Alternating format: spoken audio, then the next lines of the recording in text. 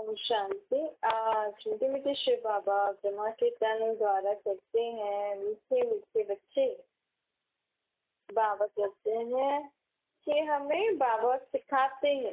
दुनिया में तो लोग भगवान को एक ही तरीके से याद करते हैं ना, बस बोलते हैं सर्व संबंध तुझसे निभाओ, पर ऐसे कभी अनुभव नहीं किया, क्योंकि जिसको जानते ही नहीं है उनके साथ सर्व संबंध कैसे निभाएंगे।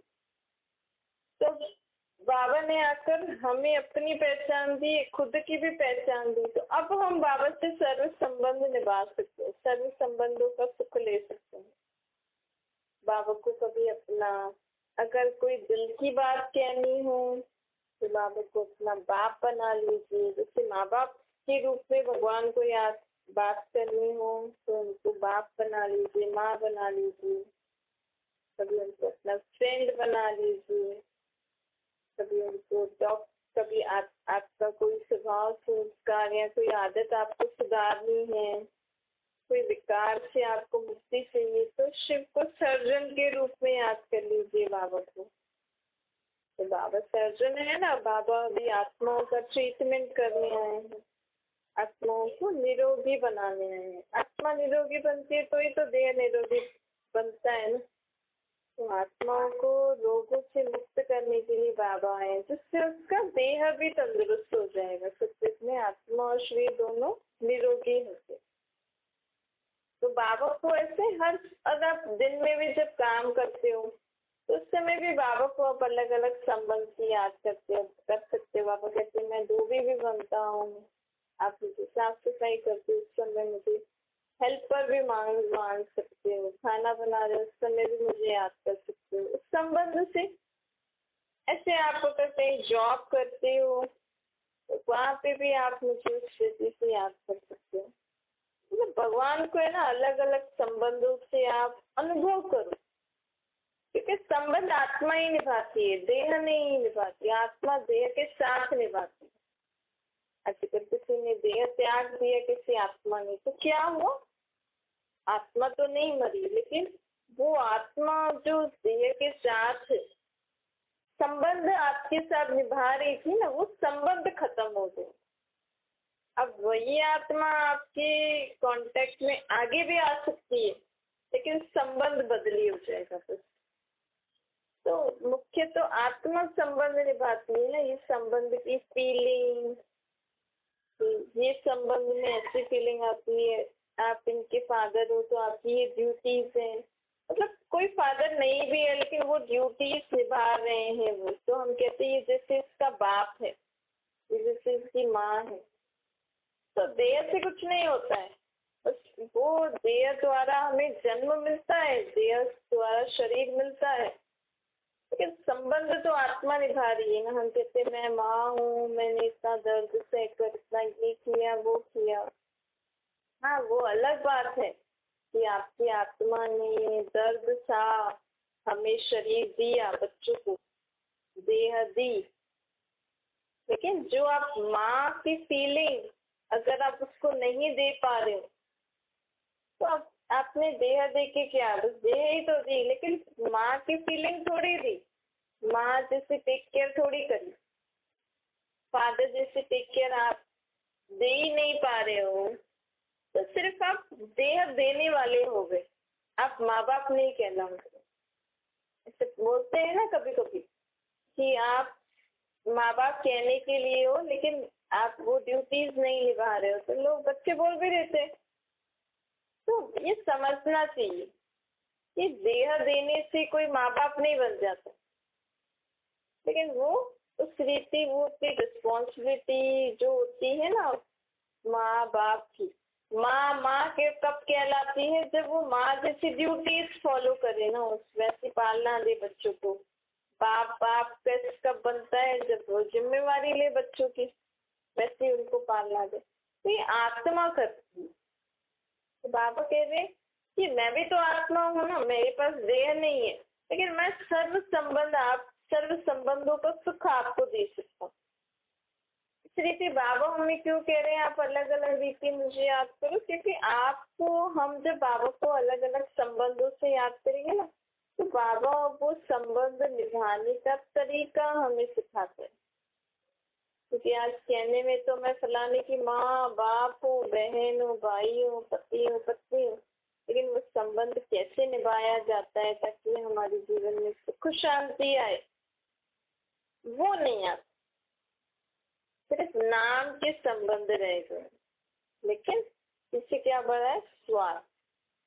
कुछ न कुछ होता ही है मन में, नहीं? वो बाबा हमें अभी सिखाने आए। बाबा अभी हमें संबंध निभाना भी सिखाने आए। तो कैसे हमें एक दूसरे से संबंध निभाना चाहिए? तो परमात्मा को जब आप अपना बाप, टीचर, सतगुरु, साजन, फ्रेंड, माँ, डॉक्टर या जो भी संबंध आपको चाहिए, बहन, भाई, देवर, देवरानी, सास, बहू, जो भी चाहिए ना, आप बाबा को संबंध से याद करो। तो बाबा कहते फिर मैं तुम्हें वो सिखाऊंगा कैसे वो संबंध निभाया जाता है। इसके लिए हमें बाबा को तो पहचानना पड़ेगा ना कि भगवान कौन है। निराकार ज्योतिर्बिंदु, मैं भी आत्मा निराकार ज्योतिर्बिंदु है, दोनों आत्माएं, लेकिन वो परमात्मा है और मैं सृष्टि पर रहने वाली। जैसे मैं भी ऊपर की रहने वाली हूँ, लेकिन मैं इस समय जन्म मरण में आते आते मेरी शक्तियाँ खत्म हो गई हैं, मेरी चार्जिंग खत्म हो गई है, खत्म होने को आई है। इसीलिए वो परमात्मा हमें, उनसे जब हम संबंध निभाते हैं ना, वो भी आत्मा है, लेकिन उसमें कभी खत्म नहीं होता। उनमें सदा ही सर्व शक्तियाँ, गुण और ज्ञान रहता है। हर संबंध को सुखदायी कैसे निभाए, वो उनकी आत्मा में फीड है। भले बाबा को अनुभव नहीं है, लेकिन बाबा में वो फीड है, बाबा में वो ज्ञान है। अब जब बाबा से पूछोगे ना, बाबा इस बात के लिए क्या करें, ऐसे वैसे, तो बाबा जैसे एक अच्छा सा सॉफ्टवेयर है जिसमें बाबा में पूरी सृष्टि की आदि मध्य अंत का ज्ञान है, सभी धर्मों के बारे में ज्ञान है, सभी संबंधों की, सब चीज का बाबा में ज्ञान है। आज लोग डॉक्टरी पढ़ते हैं, इंजीनियर पढ़ते हैं या कोई बड़ी एग्जाम क्लियर करते हैं, लेकिन बाबा के लिए कुछ नहीं है, भगवान के लिए सब नॉलेज कुछ नहीं है, उनमें तो अथाह ज्ञान। तो उनसे जब हम कनेक्ट होके अपना जीवन जिएंगे ना, कोई भी बात में हम बाबा को लाएंगे, तो हमें एग्जैक्ट आंसर और अच्छे से बाबा हमें वो अनुभव भी कराएंगे और बाबा हमें शिक्षा भी देंगे। इसीलिए बाबा कहते वो कब होगा? जब हम सारा सुबह उठते ही बाबा को अपने साथ लेकर कर्म क्षेत्र में आएंगे। ऐसा नहीं कि सिर्फ भगवान को सुबह शाम ही याद करना है या सिर्फ किसी स्वच्छ जगह पे याद करना है, स्नान करके ही करना है, नहीं। बाबा कहते बस आपका मन साफ होना चाहिए, क्योंकि भगवान इस याद मन में ही रहती है ना। जब आपका मन स्वच्छ, कैसे मतलब किसी के बारे में भी कुछ उल्टा सुल्टा नहीं है। आज देखो, अगर किसी की माँ बाप ने किसी बेटी की शादी करें, अब उन्होंने तो अच्छा देख के ही करा है, लेकिन अभी उसके भाग्य में क्या है, उसकी किस्मत क्या है जो वहां जाके वो दुखी परेशान हुई, तो उसके माँ बाप क्या करे? नहीं। और उसमें उसके ससुराल वाले भी क्या करें? अब उसके हस्बैंड के साथ उसका यही यही संबंध, यही हिसाब किताब है, या चलो सास ससुर से हिसाब किताब है, किसी से भी वहां पे जाके हिसाब को, ना तो इधर वालों का कसूर है ना उधर वालों का।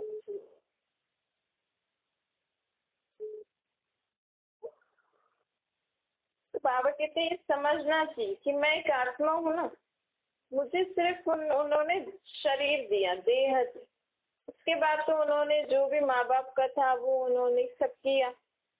अभी आगे क्या है क्या नहीं वो उनको भी नहीं पता था, मुझे भी नहीं पता था, और जिनके घर में गई उनको भी नहीं पता था। अब ऐसा हो गया, तो हमें इसमें समझ क्या चाहिए, ये मेरे कर्म भोग है, ये मेरा हिसाब किताब है, चुप्पू कर रही हूँ, बाबा के याद में चुप्पू करो। नहीं, कम से कम हमें उल्टी सुलटी मन में नहीं रखनी है। फिर भगवान की मदद भी उनको ही मिलती है, भगवान भी उनको ही शक्ति देता है जो मन में कोई व्यर्थ बात नहीं सोचे, नेगेटिव ना सोचे, किसी के लिए भी नहीं। देखो, आज हमारे साथ किसी ने गलत किया, हमने उनके लिए नेगेटिव फीलिंग रखी, उनको बोल भी दिया, 2-4 औरों को बोल दिया, फिर आप बस हो गई ना, बात खत्म। फिर आप उसको आगे क्यों सोच रहे हो? फिर उसको भगवान को बताने से क्या? दोषी आप, उन्होंने भी गलती करी, आपने भी गलती करी, बस हो गया, क्लियर हो गया। फिर आगे सोचना है ना। कोई कहते हैं मेरी तो जिंदगी खराब कर दी, आपके कारण ये हुआ। चलो जो भी हुआ वो हो गया, हो गया। अब क्यों आप सोच के अपनी जिंदगी खराब कर रहे? अभी तो जिंदगी आपके हाथ में है, आप बनाओ उसको, आप बना सकते हो ना। तो माँ देखो, कोई भी आत्मा को शरीर मिलता है तो पालना कर करके चले, नहीं भी दे तो भी बड़ा तो हो जाता है ना, समझदार तो हो जाता है। अब आपके साथ किसी ने भी बुरा किया, अब आप रिस्पॉन्सिबिलिटी लो कि मैं किसी के साथ बुरा नहीं होने दूंगी या होने दूंगा। तो अपने बीते हुए बात को याद करते एक दूसरे को दोषी ठहराते हैं ना, हम अपना आगे वाला जीवन भी स्पॉइल कर देते हैं और किसी की मदद भी नहीं कर सकते।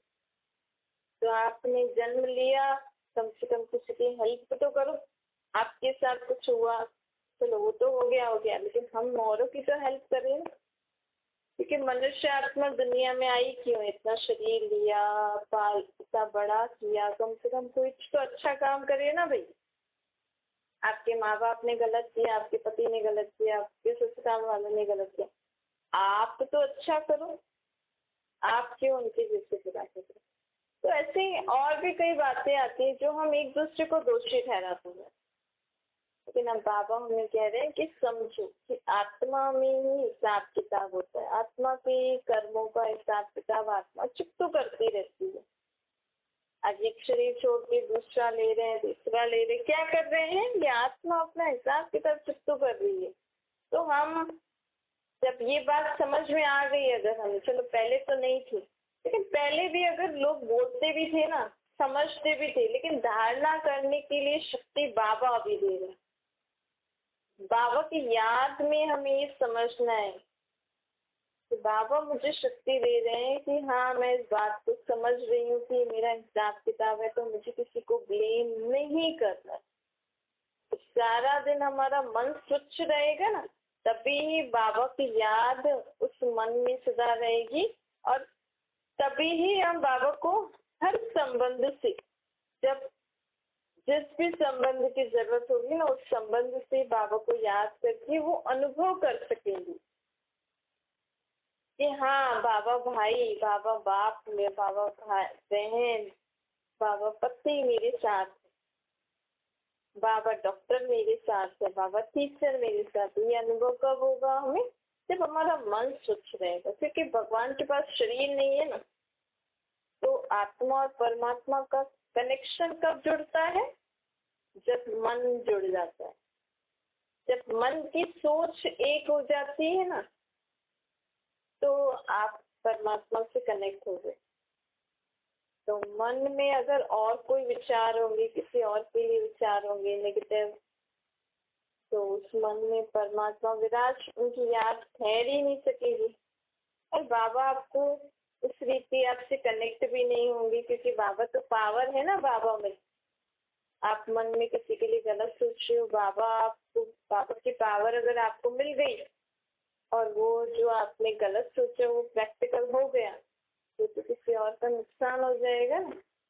इसीलिए कई बार ना बच्चे कहते हैं कि हम बाबा को याद करते हैं, लेकिन मेरा याद मैं कर ही नहीं पाती बाबा को याद, जिसको हम कहते हैं मेरा योग नहीं लग रहा।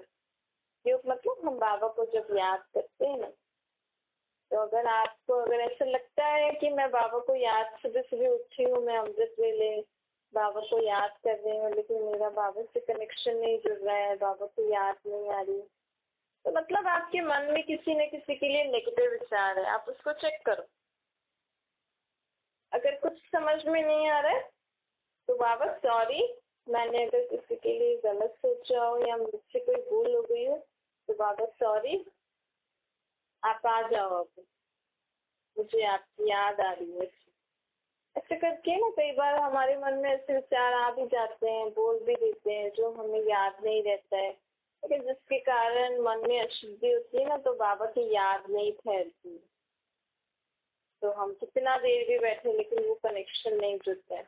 इसलिए तुरंत बाबा को सॉरी बोल देना, बाबा सॉरी, मुझसे कोई भूल हो गई तो सॉरी, अगर मैंने किसी के लिए कुछ उल्टा सुल्टा सोच दिया बोल दिया तो मुझसे भी सॉरी, आपसे भी सॉरी।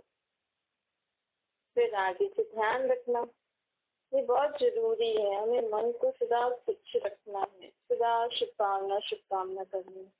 अगर बाबा के इस ज्ञान में और बाबा को अगर हमें ज्यादा अच्छे से पहचान कर बाबा से कनेक्शन में रहना है ना, तो बस हमें पॉजिटिव सोचना है, दुआएं दो दुआएं लो। अगर कोई आपको गाली भी दे ना, चलो वाह यार तुमने मेरा हिसाब किताब छुट्टी कर दिया, छुट्टी करो उसको, मन में रखो ही नहीं कि इसने मुझे ऐसा क्यों बोला, क्योंकि आपने अगर मन में एक बार भी सोचा ना इसने मुझे क्यों बोला, बस आपका कनेक्शन फिर बाबा से नहीं लग सकते हैं, फिर थोड़ा टाइम लग जाएगा। जैसे तो ऐसी बातों को हम मन में सोचे क्यों कि मुझे बाद में बाबा को याद करने में मेहनत लगे, मुझे बाबा से कनेक्शन जोड़ने में मेहनत लगे। बाबा फलाना फलाना बच्चा क्या क्या बोल रहे हैं आप देख लो, मुझे नहीं पता। अभी हमें यही करना है, अभी का टाइम जितना हम आत्माएं परमात्मा से कनेक्शन में रहेंगे ना और हर कर्म करेंगे तो हमारी आत्मा में ना शक्ति गुण ज्ञान भरता जाएगा, और यही पावर आगे के 5,000 साल में हमें काम आने वाली है। जैसे कई लोग राशन का स्टॉक रखते हैं ना अपने घर में, कई लोग रखते हैं, कई संस्थाएं रखती हैं ऐसे कि हाँ इन एडवांस सब रखते हैं।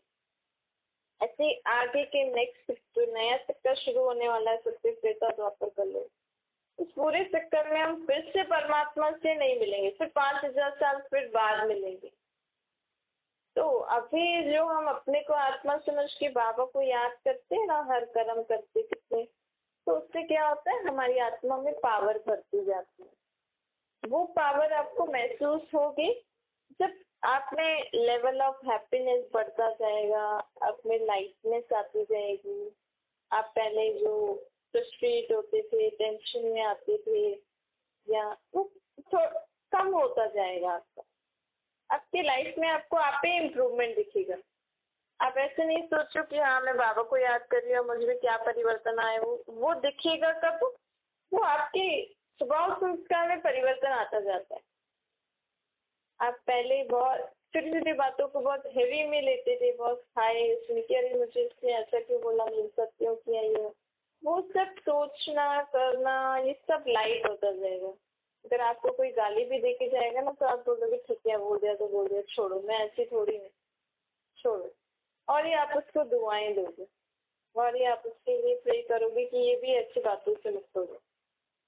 तो ये साइन है, अगर आपके लिए जीवन में ऐसा परिवर्तन आ रहा है तो मतलब बाबा से आपका कनेक्शन है और आपको बाबा की पावर आपकी आत्मा में भरती जा रही है।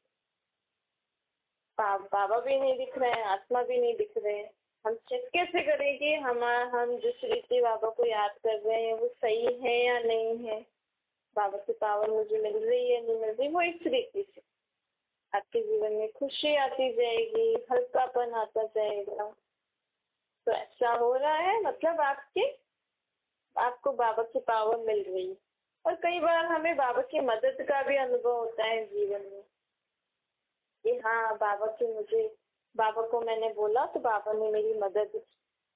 तो इस रीति भी मतलब ये क्या है कि हाँ हम बाबा से जुड़े हुए हैं और हम जितना ज्यादा बाबा से जुड़कर हर काम करेंगे, हर एक के संबंध, क्योंकि बाबा संन्यास तो नहीं करा रहे ना, बाबा हमसे ये थोड़ी बोल रहे कि आप सब कुछ छोड़ छाड़ के कमरे में बैठ जाओ तब तक से करो।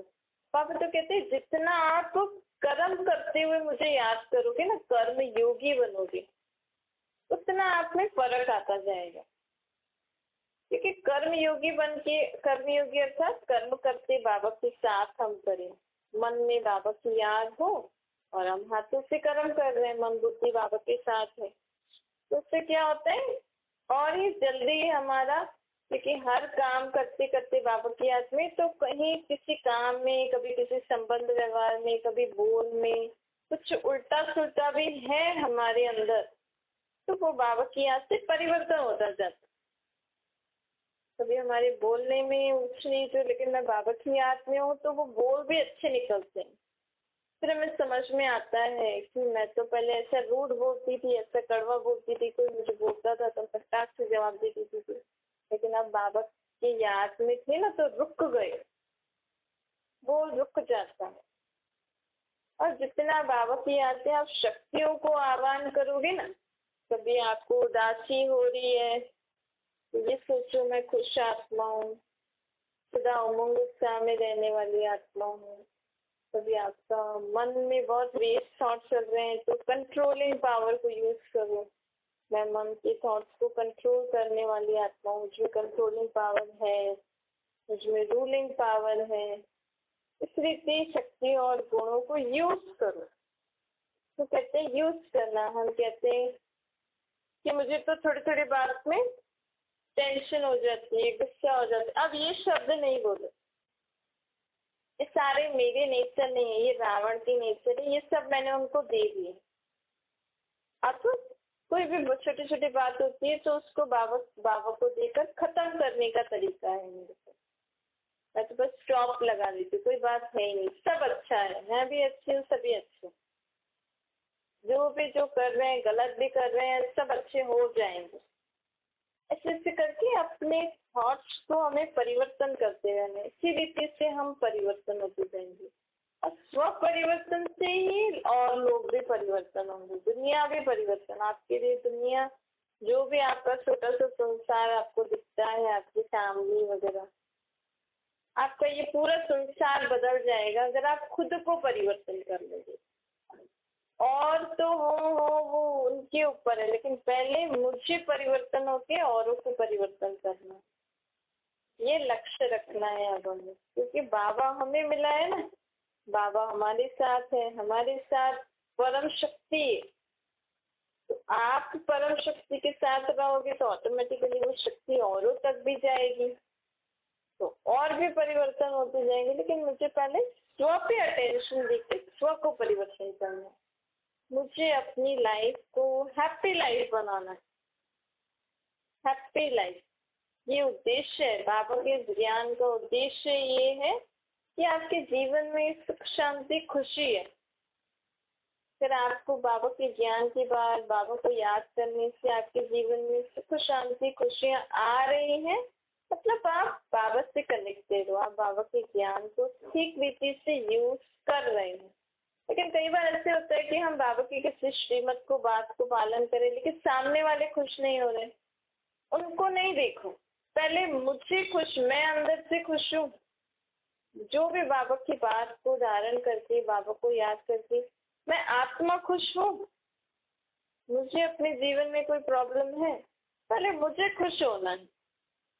फिर धीरे धीरे हमारी खुशी को देख के ना वो भी समझते जाएंगे कि हाँ नहीं ये जो कर रहे हैं ठीक है, इनको करने दो।